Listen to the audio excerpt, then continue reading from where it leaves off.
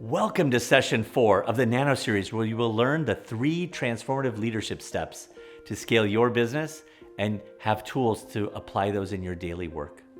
In session 3, we covered the first of these transformative leadership steps, managing your mindset. In this session, we will share step number 2, be a king and queen maker. This involves choosing and managing your people who will be your impact multiplier. And having the courage to have hard conversations, the right conversations, are inspiring. And let's go for reaching the standard of optimal productivity. Relationships are minefields. One wrong word, you trigger someone. Boom! One glance in the wrong direction, you blow up somebody. Boom! There's us, the other party, and there's our relationship. All 3 need to be cared for and fed. How many interactions do you have a day? Count them. Emails, in-person visits, calls, texts. Now multiply that by the number of people you have. How many of these are happening in your business? Then ask yourself, what % of these interactions are actually happening well? And how many are driving towards your vision with passion? In other words, how many are masterful interactions? We use these skills so often. I want you to be able to develop unconscious competence in this area. Being a king and queen maker is the second transformative leadership step to scaling companies. Why is it so critical? Because people who are more aligned are more productive. And while people being aligned is required, it also is important to be a king and queen maker so that you can collapse time delays between decisions. How many times a day do you avoid having a hard conversation? How many times do your people avoid a hard conversation because they're not the CEO and are over-calculating political consequences?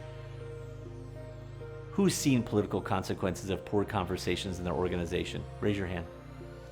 Something that simple, right? Wouldn't we rather everyone manage towards an aligned vision with no fear of the truth and its consequences? Sounds wonderful, doesn't it? Harder to execute. So speed to execution and efficiency of having aligned people are important reasons to have hard conversations. But how do we frame these conversations effectively to get the most out of you and the person you lead? I'm here now to share 2 techniques on that with you.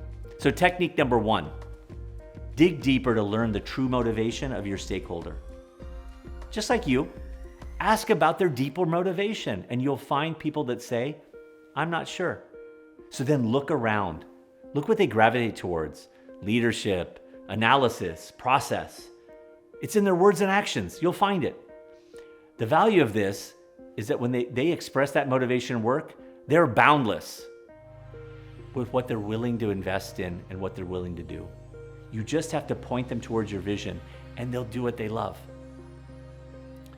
Technique number 2 is a step-by-step process on how to handle hard conversations. People come with us with their own backgrounds, their own experiences, their own way of doing things. We have to manage ourselves to be a safe space for those stakeholders to reshape their habits. We have to learn their emotional state and build trust with us.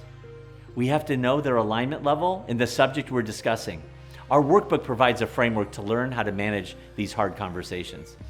I love calling these hard conversations because they don't have to be hard. They're about finding the feeling in your stakeholder that allows you the space to help them with their self-interest aligning to your vision. There are trapdoors in self-perception and all of this that you have to navigate, but the payoff to scaling is worth it. So transformative leadership step 2, being a king and queen maker, trains you in the unconscious competence of building up everyone around you based on becoming the best version of who they are. Now that we have you managing your mindset with energy, setting your people to multiply your impact, so what are we going to do now for solving complex business issues?